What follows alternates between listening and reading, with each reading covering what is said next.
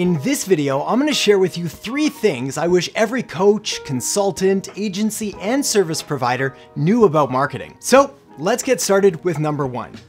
The way our clients make buying decisions today hasn't changed that much in tens of thousands of years. While society has changed, technology has changed, and everything around us has changed, our brains and our clients' brains and how they work, well, they really haven't changed that much in the past tens of thousands of years. When faced with specific triggers or inputs or situations, we all tend to react pretty predictably.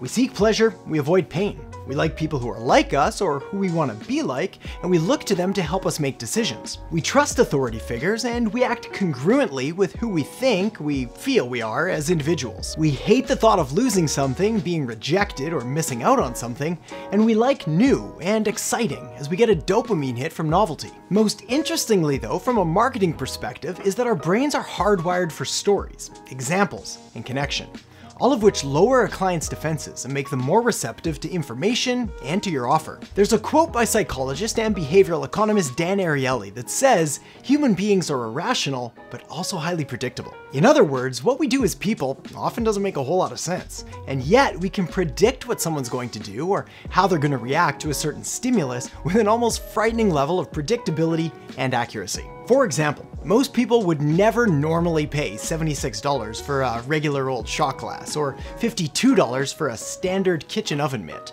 or $50 for a jar of marbles. And yet this is exactly what people did in an experiment designed to test whether stories and, well, just good old-fashioned marketing could transform insignificant and regular old objects into something more valuable and desirable. Or in other words, the goal of the experiment was to figure out if you could take an object worth very little, next to nothing, and make it worth a whole lot more, just by giving it a story. And the answer was yes. The experiment was called the Significant Objects Project, and it was led by New York Times columnist Rob Walker and author Josh Glenn. Here's how it went down. Walker and Glenn bought 100 unremarkable garage sale items, like a shot glass, oven mitt, and jar of marbles, and then had volunteer writers create fictional backstories for them, which they thought would wind up increasing the perceived value of the garage sale knickknacks and trinkets. They then listed these same cheap items on eBay and waited to see what happened. The results were irrational, but expected.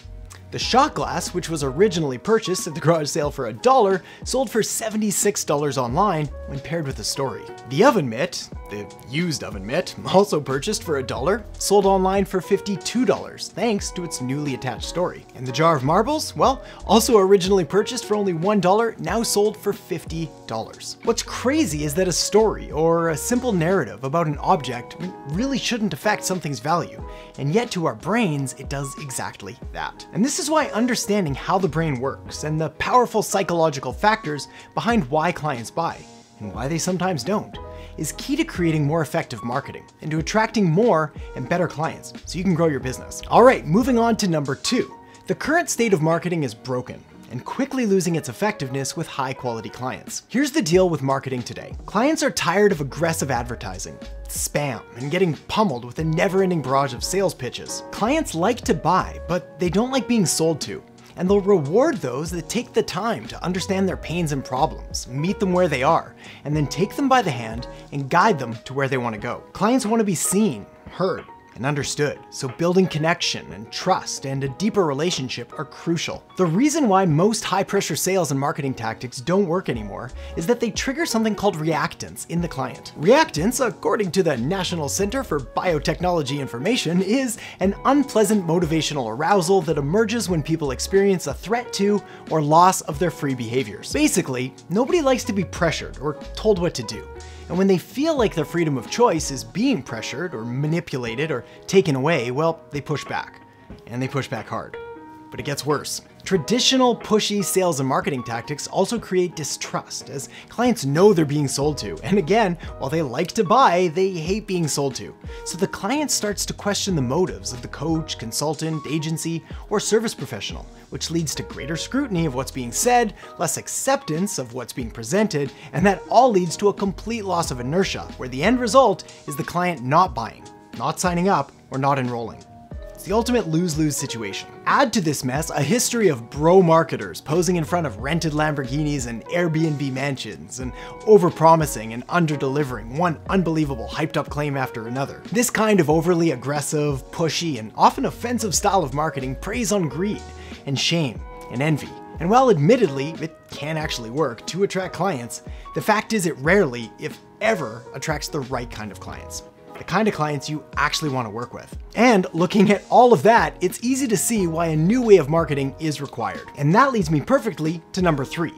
The key to success is creating marketing that works with a client, not against them. You see, the key to making more sales, getting more clients, and scaling a business today has less to do with shouting, pushing, and hard selling than ever before.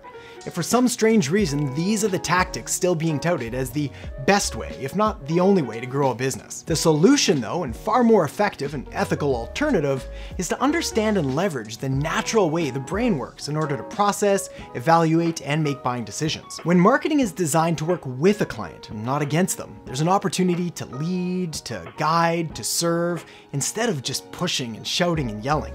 And the result is a client who's interested, engaged, and curious, and then actively sells themselves as they progress through the marketing journey.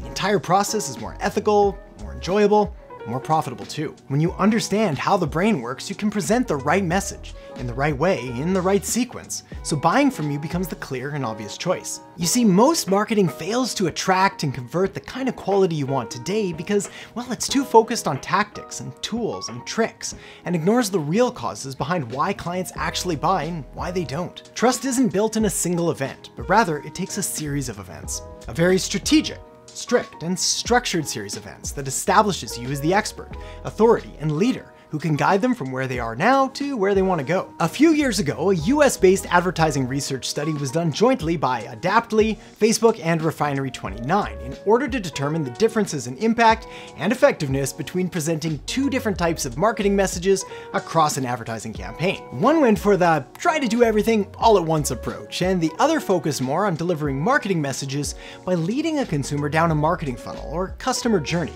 by sequencing the messages one after another, rather than delivering everything all at once. You can probably already guess what happened by where I'm going with this, but the results were that the sequencing approach and breaking things out and presenting them step by step and bit by bit was the winner. By a lot. If you've ever wondered why your advertising costs are so high, why your leads aren't converting, or why your emails aren't even being opened at all, it usually comes down to a lack of a relationship. No connection means no trust, which means no sale. And this is why single touchpoint marketing is hard. Trying to get everything you can out of a single engagement or interaction with an ad, an email, or a video. Expecting clients to just drop everything, give you their full attention, sign up on the spot. I mean, it's possible, but you need to get everything perfectly right at that exact micro moment in time. The stars need to align. Right person, right place, right problem, right frame of mind, right everything. Again, possible, but there's a better and more effective alternative, which is to create a strategic, structured sequence and series of messages that meets clients where they are, takes them by the hand, and guides them to where they want to go. When you lay these messages out one by one, each one building on the last, overcoming objections, establishing authority, guiding, leading, and caring, each and every single step of the way, well, client resistance is lowered, their curiosity is engaged, and a path to purchase is established. If you'd like to learn more about the real reasons behind why clients buy, why they don't, so you can use this information to create better and more effective marketing, get more and better clients, and grow your business, I explain this all in a 3-part email series, which you can get the details on by visiting the website getclients.training. And I'll also make sure to link that up in the descriptions below. So make sure to check that out now. Or if that's not your thing, then you can also check out this next video right here on more service business marketing strategies. So check out the link below or check out this video here, whatever you prefer, and I'll talk to you again soon. Again, because you don't have a tangible thing that they can see and hold and feel and touch and smell and all that stuff, well, you really have to use stories, which helps to build these models.